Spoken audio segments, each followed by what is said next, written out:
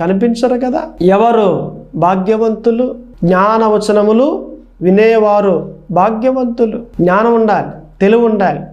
అడవిలో ఒక నక్క ప్రయాణం చేస్తూ ఉంది. తన మనసులో ఏవో తలంపులు ఉన్నాయి, ఆలోచిస్తూ ఉండి అలా ప్రయాణం చేస్తూ ఉంటే ఒక సింహం అలాగా ఎదురుపడ్డది. నిజానికి దాన్ని చూడగానే దీనికి భయం వేసేసింది. అమ్మో, రాక దీని ముందుకు వచ్చేసేనేటి, దీనికి ఎదురుపడ్డానేటి, నా పని అయిపోయిందిక అని నక్క అనుకుంటా ఉంది. సింహం అయితే అమ్మయ్య, ఉదయం నుండి ఏమీ దొరకలేదు, చక్కగా నాకు మంచి ఆహారం దొరికింది, దీన్ని ఊదేయాలని తన మనసులో అది అనుకుంటాం. అనుకున్న తర్వాత సింహం అంది ఆగలాగా అని మీదకి రాబోతూ ఉంది. ఈలోగా నక్క నువ్వు అలాగాగు, నేను కాదు ఆగేది, నువ్వు ఆగు. మీదకి వస్తున్నావేంటి? నేను ఎవరినో తెలుసా? ఈ అడవికి రాజుని అని అంది. ఈ అడవికి రాజువా నువ్వు? మొన్నటి వరకు మా జాతిలో ఒకటి చేసేవాడు కదా రాజుగా, నువ్వు ఎప్పుడయ్యావు రాజుగా ఎప్పుడయ్యావు అని అనగానే మొన్నే ఎలక్షన్ అయింది, ఆ ఎలక్షన్లో ఓట్లని నాకు పడ్డాయి కాబట్టి నేనే రాజుని అయ్యాను అని అంది నక్క.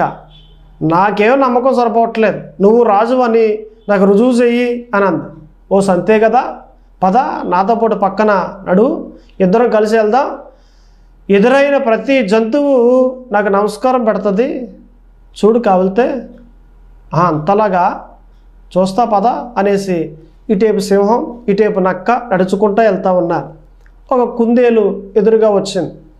అమ్మో అని నమస్కారం పెట్టింది ఎవరికి? సింహానికి. ఈ నక్క అంటా ఉంది నాకే నమస్కారం పెట్టింది. అలాగా కాస్త ముందుకెళ్ళారు. ఒక జింక ఎదురుగా వచ్చింది.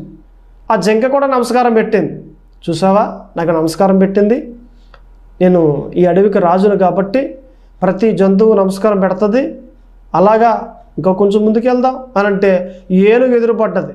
ఏనుగు కూడా నమస్కారం పెట్టింది. అయితే ఈ నక్క అంటా ఉంది, చూసావా ఎంత భారీ ఏనుగది, ఎంత ఎత్తరగా ఉంది, అయినప్పటికీ నాకు నమస్కారం పెట్టిందంటే ఈ అడవికి రాజును కదా కాబట్టే పెట్టింది అని అంది. నిజమే నాకు అర్థమైంది అని సింహం అక్కడి నుండి తొలగి వెళ్ళిపోయింది. నిజానికి ప్రతి జంతువు నమస్కారం పెట్టేది నక్కకు కాదు, ఎవరికట? సింహానికి. కానీ నక్క తెలివిగా